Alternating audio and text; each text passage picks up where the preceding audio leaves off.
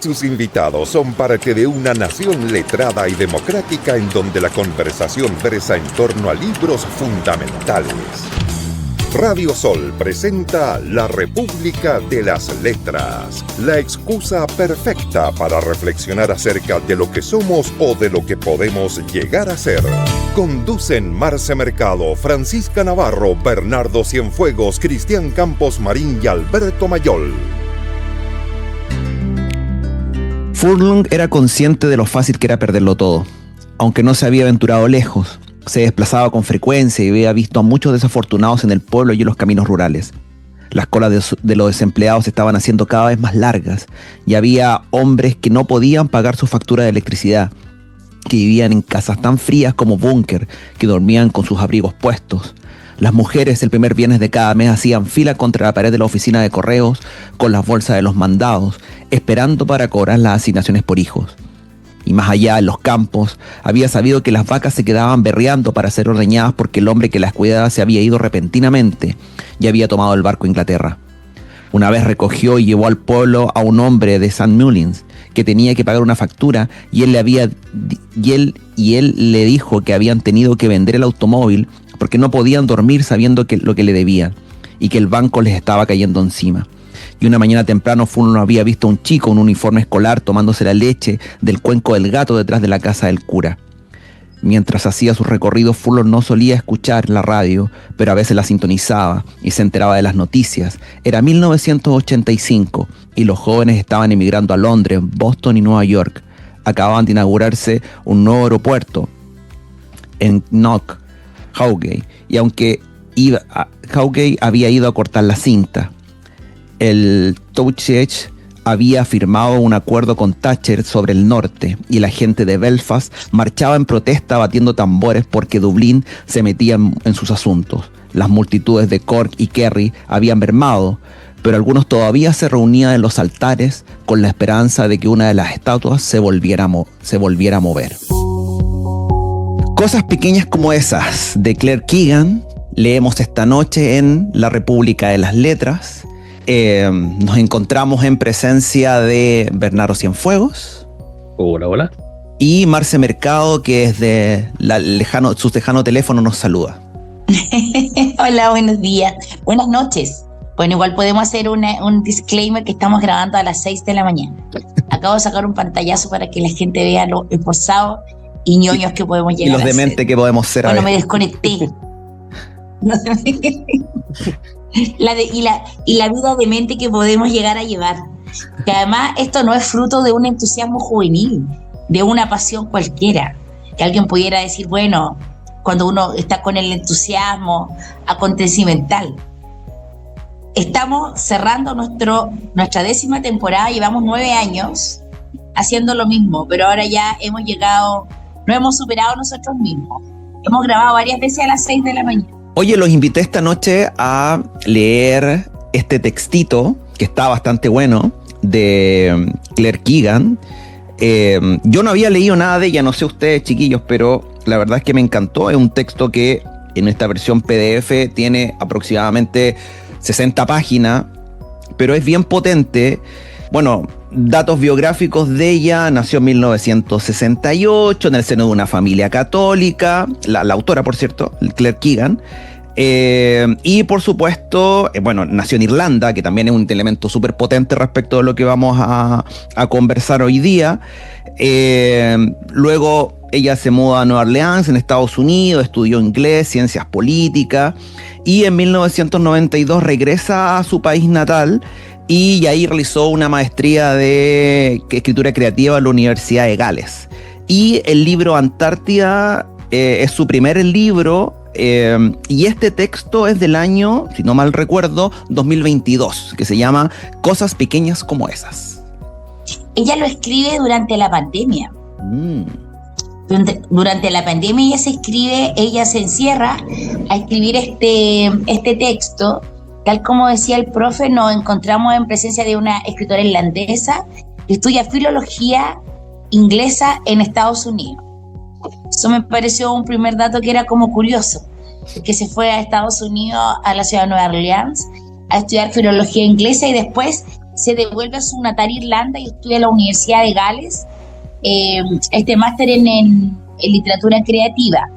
Ella efectivamente es una escritora muy reconocida en Europa, muy querida, cuentista, y efectivamente esta podría ser una novela por su brevedad, pero también yo me acuerdo cuando la conocí, que fue exactamente hace un año, y estaba a punto de salir la película que está inspirada en este texto, cuyo protagonista es Cillian Murphy, que por cierto, si alguna vez nos llega a ver, un labio.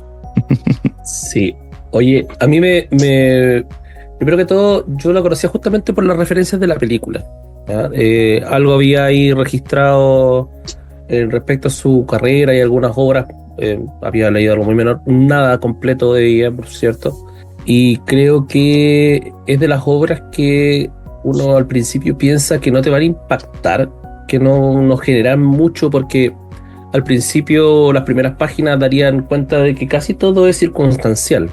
Es un paseo por la tarde en un pueblo específico. Es como ir a, no sé, tal, por ejemplo, con su belleza, sus particularidades, y básicamente nos va mostrando un retrato de este pequeño pueblo en una Irlanda entrando el invierno, con el frío particular, sin que pasen muchas cosas. Y sin embargo, a medida que va avanzando el relato, que nos vamos enterando de las cosas que ocurren allí desde la mirada del protagonista, de Bill, nos va metiendo en ese ambiente que es bastante opresivo, que a veces es angustioso, a veces tranquilo, pero uno no se da cuenta que está transitando ese espacio. Es literalmente la rana metida en la olla con agua y poniéndolo a hervir, para que se entienda la referencia. Uno no sabe que está en ese lugar hasta que ya es demasiado tarde y de pronto te enganchaste en una trama muy tensa, angustiosa, que te lleva a espacios bastante depresivos por una parte, otras donde hay mucho cuestionamiento existencial, donde también hay mucho cuestionamiento de qué hubiese pasado si, que ya vamos a entrar en detalle al respecto, pero quizás de las cosas que más me gustaron del relato, que me llamaron mucho la atención, es cómo Claire Keegan de una u otra manera sigue con esta tradición de escritores del Reino Unido, hablando en general de Dickens y otros, con esta pluma más exacta, con el detalle preciso respecto a ciertas cosas, dándole la fuerza a elementos que uno no creyese que fuesen tan relevantes, como por ejemplo el frío, la nieve, y que de pronto se transforman en esta cuestión especular de la misma gente que la habita allí. Ya hay una cuestión en una relación. La gente es como el clima y viceversa. Así que creo que es una obra muy potente que nos invitaste. Y yo te agradezco, profe, porque de verdad entrarle a ella por este libro fue notable. Para cerrar el año, siempre el profesor Cristian Campos triunfó. Una cosita de Navidad. Y Alberto Mayor, que anda por ahí brincando, presentando sus libros en lugares. Pero yo sé que hubiera hecho la acotación de que ha sido el año de los Cristian Campos. Cierto. Oye, yo no sé si, Bernardo, tú vas llevando el conteo del tiempo. Sí, ya nos corresponde un temita. Profesor Campos, tú que nos invitaste esta noche, ¿podrías partir? Por supuesto. Bueno, seguramente todos pensamos cuando leímos esta novela en la Sinéad O'Connor, pero creo que generacionalmente se lo voy a dejar a la Marce ese gusto. Había anunciado la Sinéad O'Connor. Así que también vamos a ir con una banda irlandesa, y esto es de Cranberries y Dream.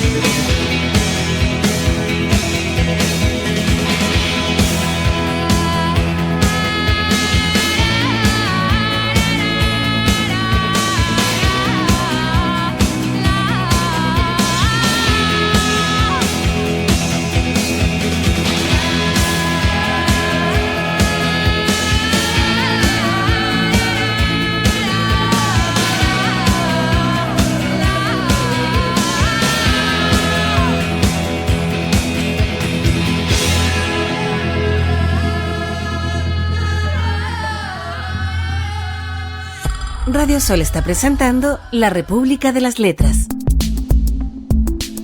Furlong había venido de la nada, de menos que la nada, diría alguno.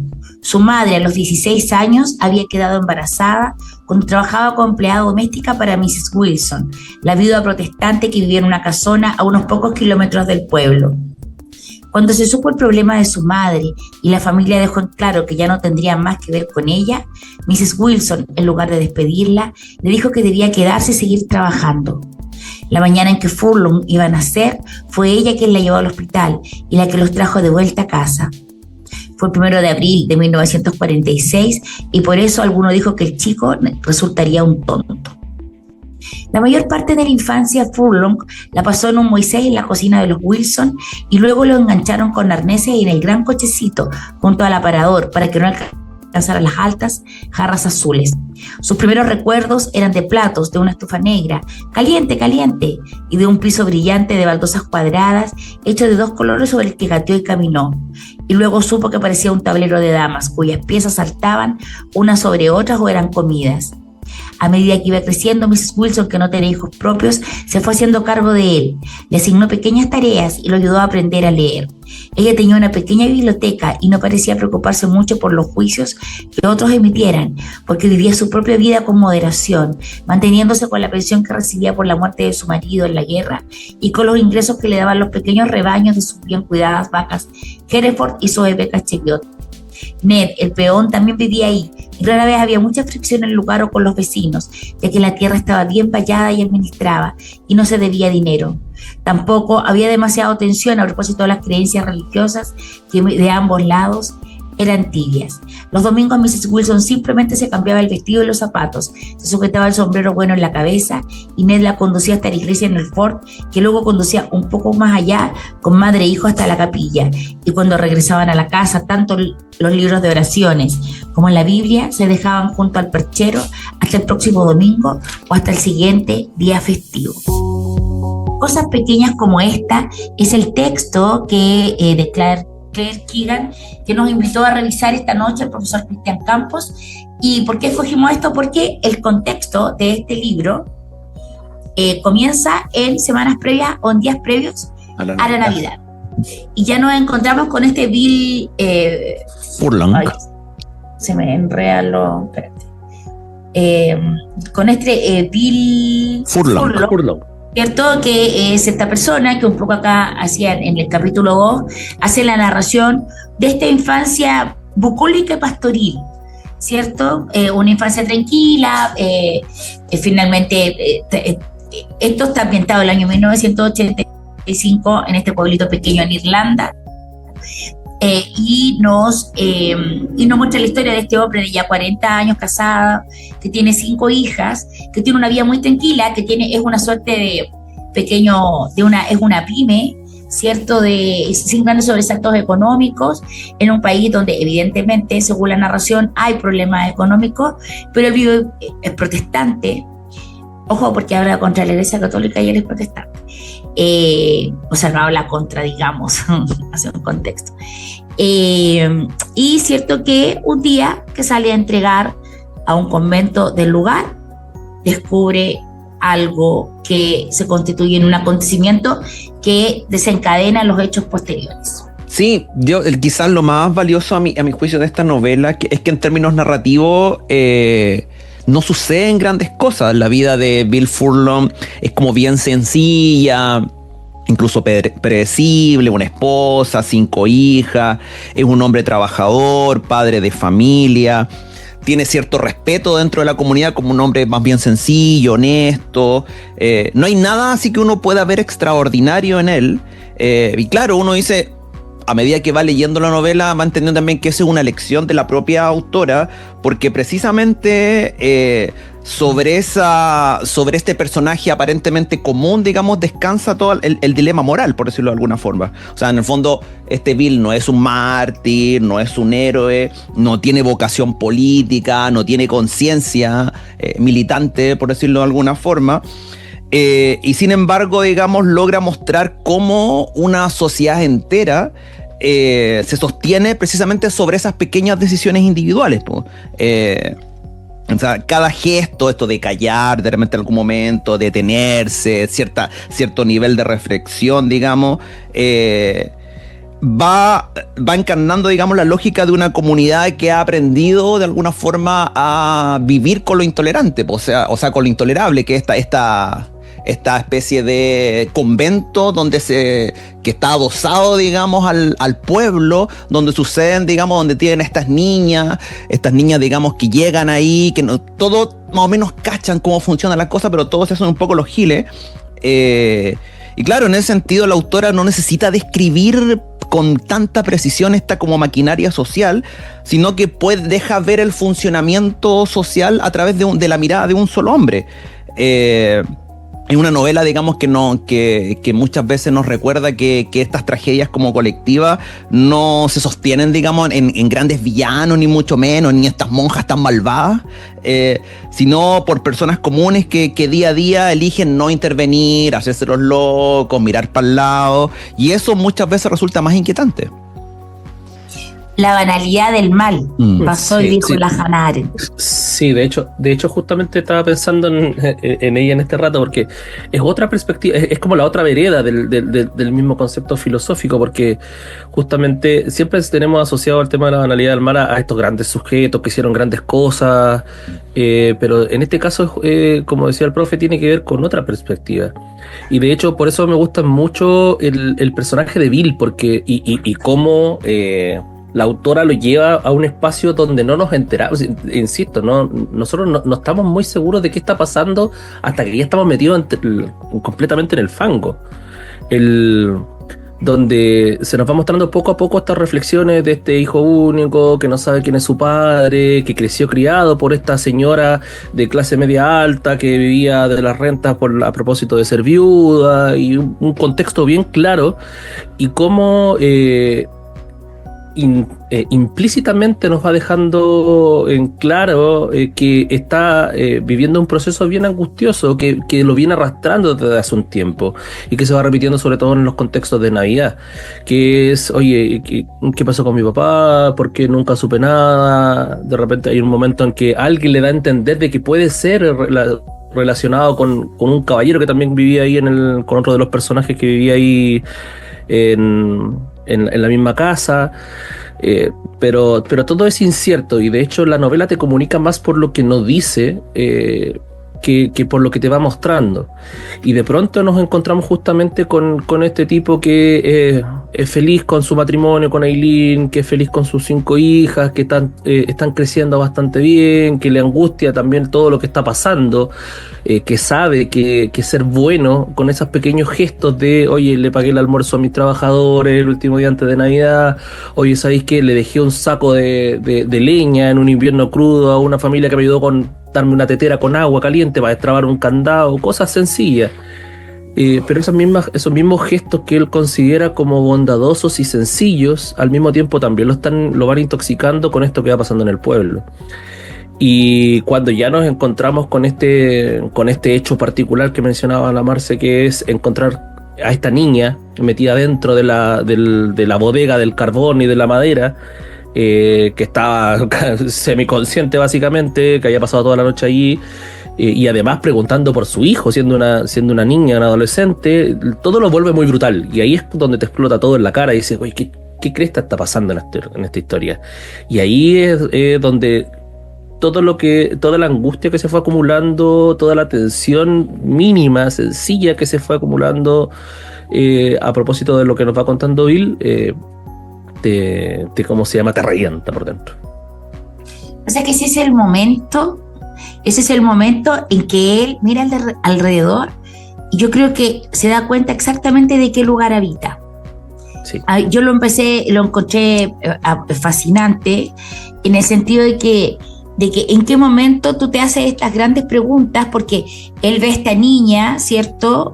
Una niña desesperada en un lugar abandonadísimo con un frío polar, y cierto, cuando él empieza a contarle esto a otras personas y a inquirir respuestas, o dentro de este contexto, porque la novela se nos presenta el lugar, el espacio donde esto ocurre es un lugar pequeño, donde todo es pequeño, que está constituido y elaborado de estos pequeños gestos que constituyen estas comunidades que son como icónicas, sobre todo en Europa.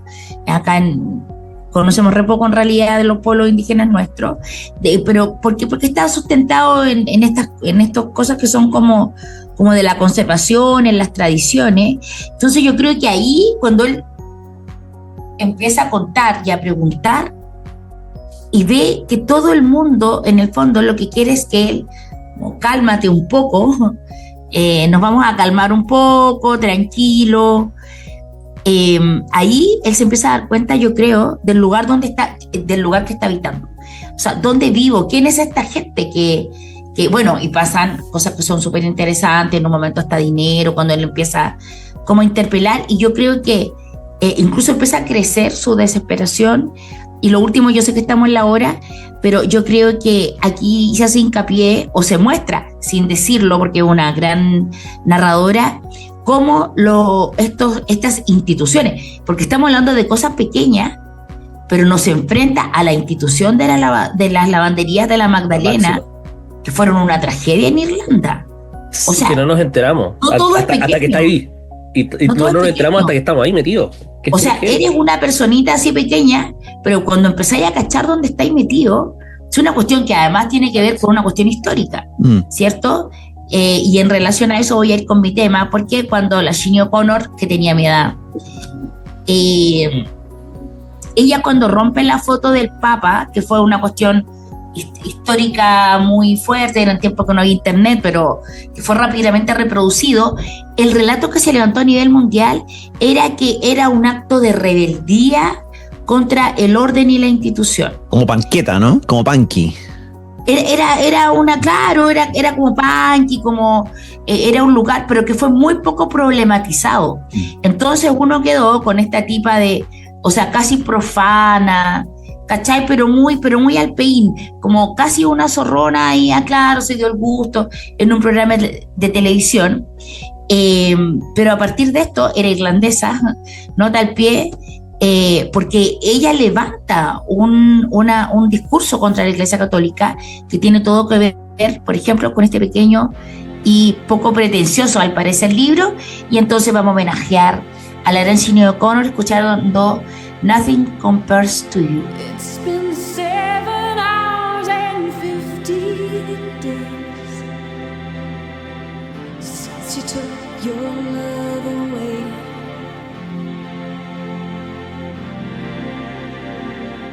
I go out every night and sleep all day since you took your love away.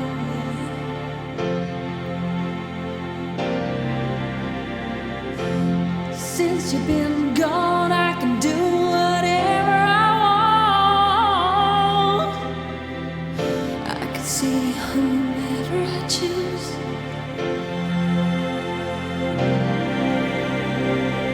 I can eat my dinner in a fancy restaurant,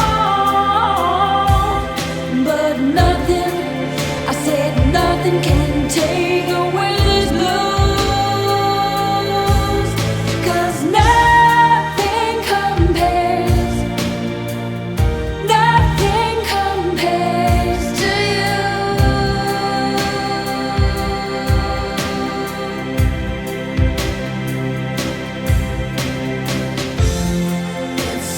So lonely without you here, like a bird without a song.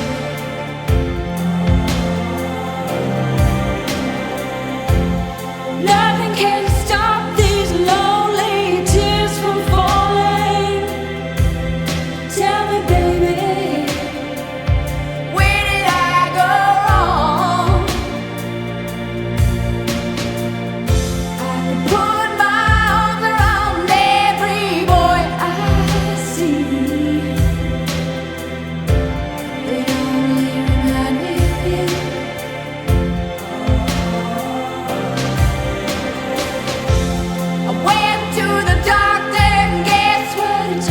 me. Guess what he told me?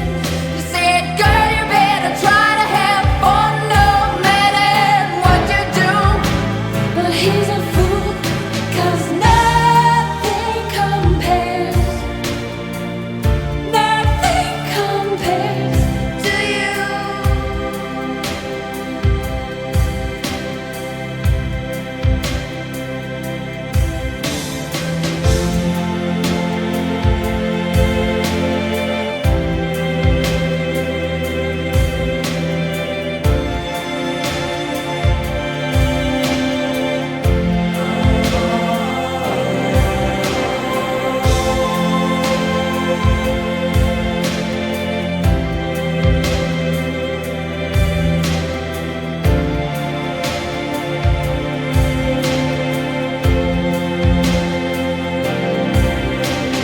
All the flowers that you planted, mama, in the backyard, all died when you went away.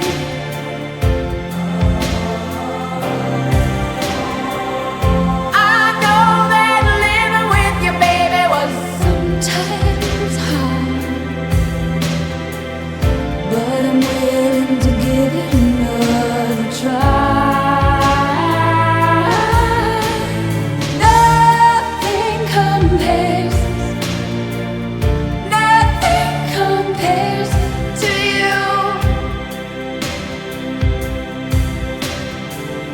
Nothing compares to you.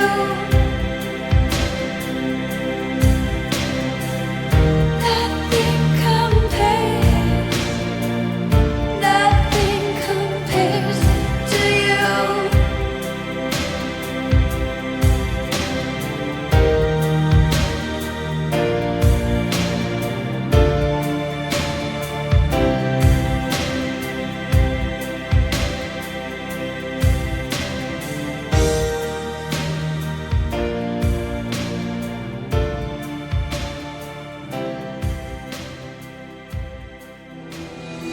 Seguimos en Radio Sol con la República de las Letras.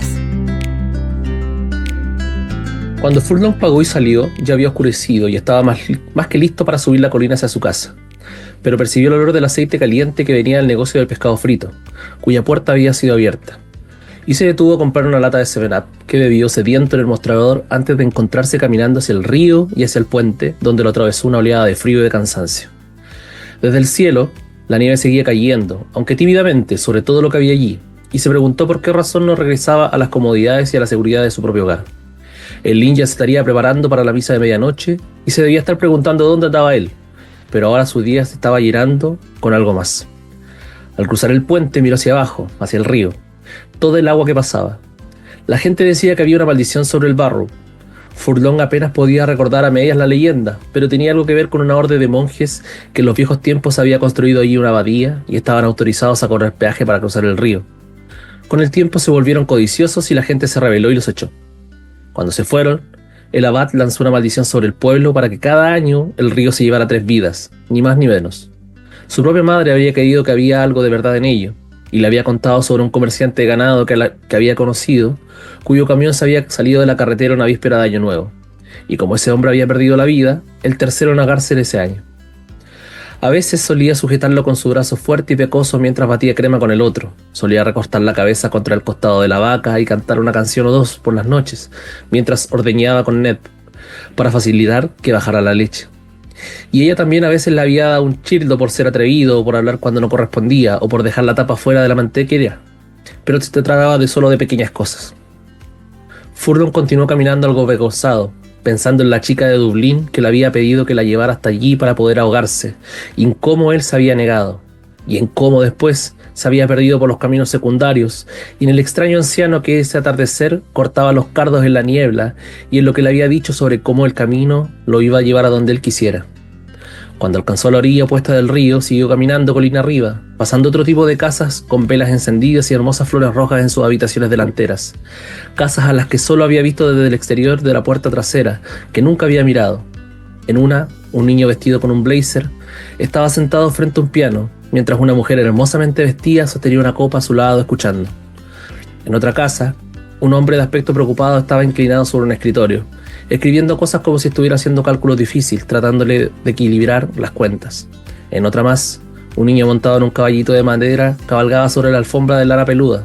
Una muchachita con el uniforme de Saint Margaret estaba sentada en un sofá de terciopelo, y Furlong se preguntó si ella lo usaría fuera de la escuela, pero tal vez había llegado de la práctica del coro.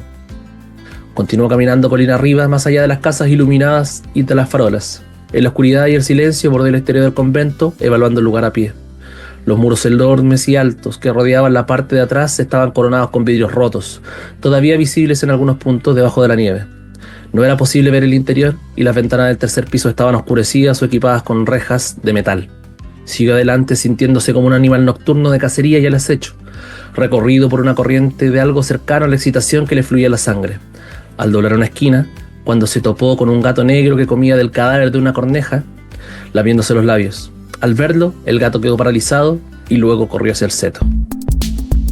Cosas pequeñas como esas de nuestra autora irlandesa, Claire Keegan, en la noche de la República, una noche de Navidad. Tan cercana a esta Navidad tensa, galardonada por cosas que pasan. Oigan, chicos, ¿saben qué? Este momento es quizás el que a mí personalmente me llevó a la calle libre. Y ahí es como que la angustia se empieza a subir, que en un momento, como yo mencionaba, te deja ahí, te lleva de la mano a ciertos espacios y te explota en la cara en un momento. Luego nos encontramos con este momento que es muy intenso. Y justamente creo que es el fiel reflejo de cómo ya nos vamos siendo conscientes de este protagonista que se deja llevar ya por sus instintos más que por esta verdad, como decía el profe en algún momento, esta verdad silenciosa que tiene el pueblo, de la omisión, donde la descripción del convento, donde lo que pasaba con esta chiquilla que se quería suicidar porque ya no quería estar más en ese internado, donde la angustia existencial de luchar contra él, tener una buena familia, de tener un año que por lo menos tenía sin deuda, versus el saber que estaba permitiendo que una niña muriera. Muy intenso, sobre todo pensando en el contexto de la víspera de Navidad.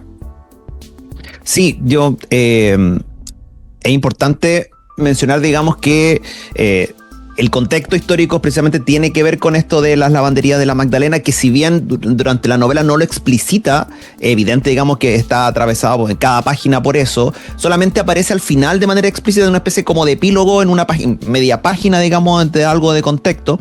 Y claro, estas lavanderías de la Magdalena funcionaron en Irlanda durante gran parte del siglo XX con el respaldo del Estado, y eran instituciones dirigidas por congregaciones religiosas, católicas, donde se confinaba a mujeres, no sé, pues consideradas como desviadas, no sé, madres solteras, niñas abusadas, mujeres pobres o con dificultades de aprendizaje, y allí eran sometidas a trabajos forzados, abusos físicos, psicológicos, y que, claro, y con una violencia que fue sistemática a lo largo de todo el siglo XX y que recién en las últimas décadas del siglo XX fue reconocida más o menos de manera oficial.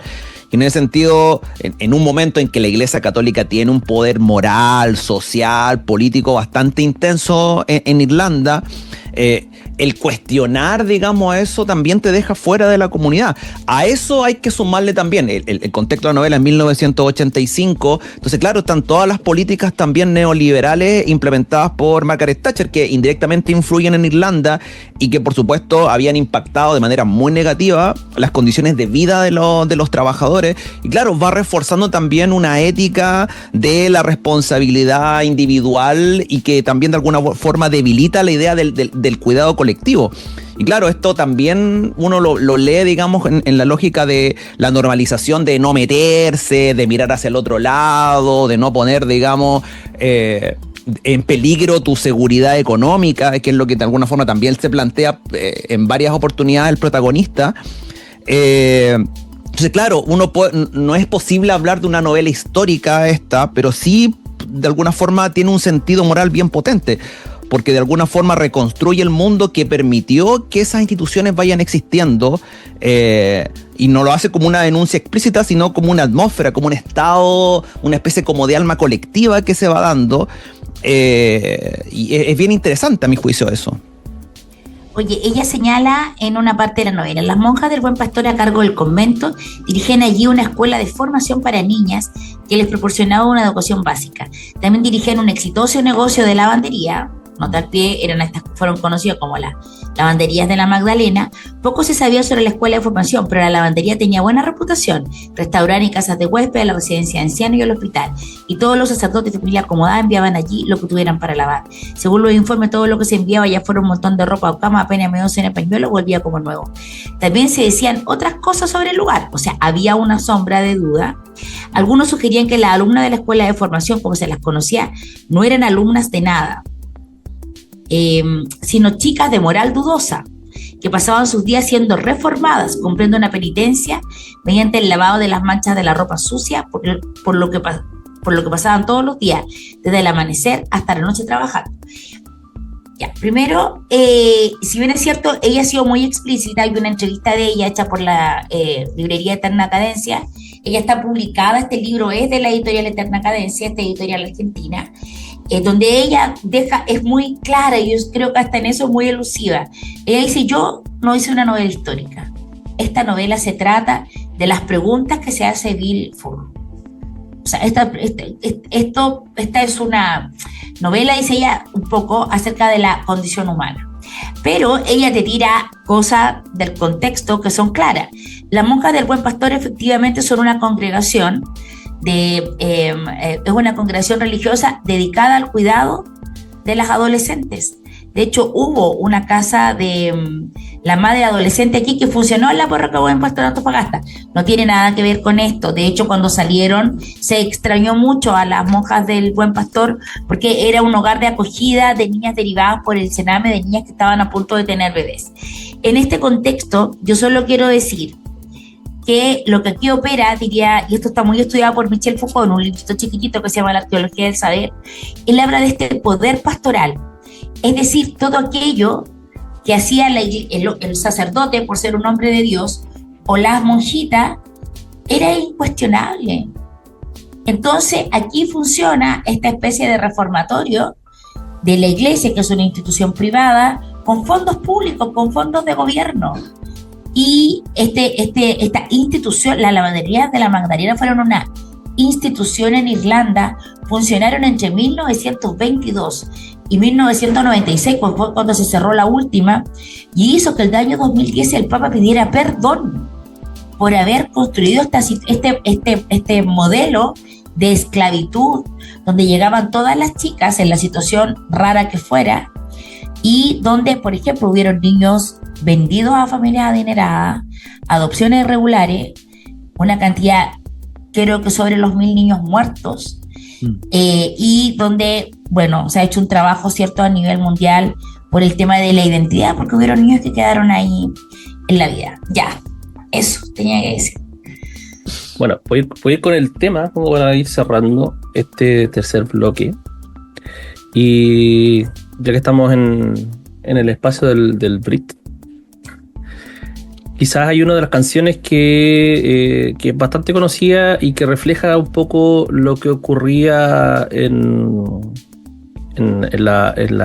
o simbólicamente ocurría en estos contextos, en estos espacios de las lavanderías, los conventos y las escuelas, que era un poco la pesadilla que tenían que vivir ciertas personas, niñas sobre todo, bajo condiciones inhumanas. Y a partir de eso vamos con un tema que dice en alguna parte, y sé que en la mañana me despertaré en el frío tembloroso. Vámonos con Lullaby de The Cure.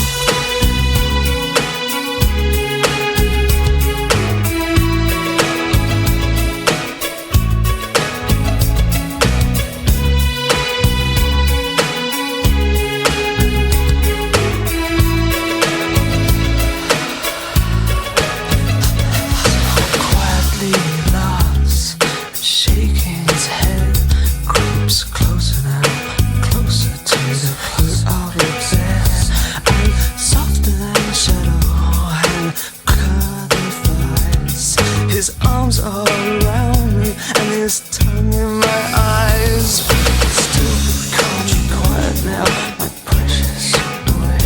Don't struggle like that, I will only love you more. But it's much too late to get away. Turn on the light. The Spider-Man is having you for dinner tonight. And I feel like I'm being eaten by 1,000 allergic children friendly holes. That in the morning I will wake up in the shivering cold. And the Spider-Man is always hungry.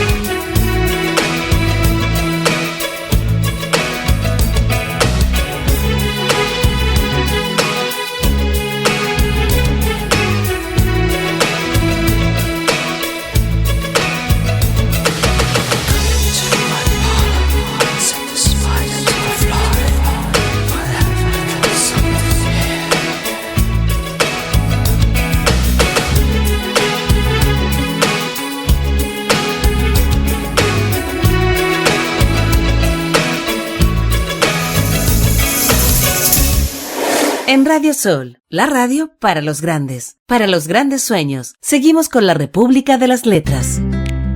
Al parecer, se estaba produciendo un cambio en la muchacha que pronto tuvo que detenerse a vomitar en la calle. Bien hecho, niña, la alentó Furlong. Sácalo todo, sácate todo eso de encima. En la plaza, ella se detuvo para descansar en el pesebre y se quedó contemplándolo en una especie de trance. Furlong también lo miró. La túnica brillante de José, la Virgen arrodillada, la oveja. Alguien desde la última vez que Furlong la había visto había colocado a los reyes y a la figura del niño Jesús. Pero fue el burro el que le llamó la atención a la muchacha, quien extendió la mano para acariciarlo y quitarle la nieve de la oreja. ¿No es lindo?, dijo.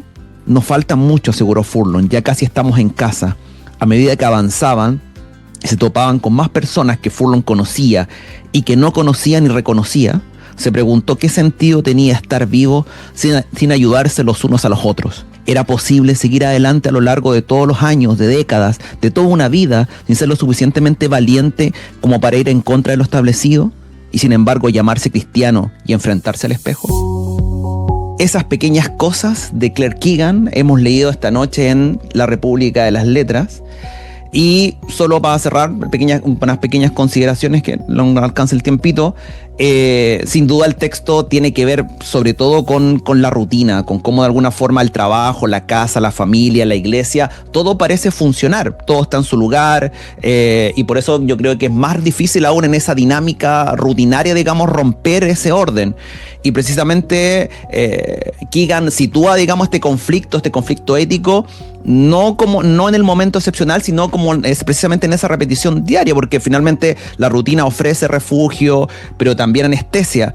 Y claro, cuando la vida está más organizada, cuando cada cosa tiene su sitio, cualquier interrupción o cualquier rompimiento, digamos, se ve como una amenaza. Y eso es lo que vemos precisamente en la esposa, que le dice no te metas, oye, está todo bien. La mano de las monjas llega a cualquier lado, tiene varias advertencias y sin embargo él decide en algún momento, al final, digamos, romper eso. Ya, yo quiero decir que en el tema de la iglesia, porque acá no estamos en una pugna respecto del evangelio, sino que del ejercicio de la iglesia como institución, yo creo que hay una pugna, porque efectivamente nuestro protagonista entra en una pugna interna, y yo creo que la pugna interna, mi percepción como católica, militante aún, es que muestra que no hay un dilema moral en todo esto. Es una institución de mierda la que levantan, que esclaviza y viola derechos humanos de mujeres jóvenes. Yo creo que acá lo que pone en cuestión es esto, cuando tú presentas la iglesia como dogma, ¿cierto? Como una institución que introduce dogma en las personas y no que te presenta discernimientos o dilemas morales, que son importantes. Y yo creo que lo que hace el protagonista es justamente cruzar, y él se plantea un dilema moral. De hecho, el final, que vendría siendo un final feliz, digamos, hay harta complejidad psicológica que la gente que entenderá lo podrá desarrollar, pero yo desde el punto de vista de mi percepción de la institución eclesial veo eso. O sea, acaso lo que se plantea es sostener un dogma, ¿cierto? Y el protagonista lo que hace finalmente es resolver un dilema que es de índole moral. Sí, yo solo quiero cerrar a propósito de la historia de Furlong, de Bill, y cómo va desarrollando toda esa su relato de vida, básicamente. Me refiero mucho a lo que plantea Jean-Paul Sartre, esta frase que yo la digo harto en clase y los niños se ríen muchas veces, pero que tiene todo de cierto. O sea, somos lo que hacemos con lo que han hecho de nosotros.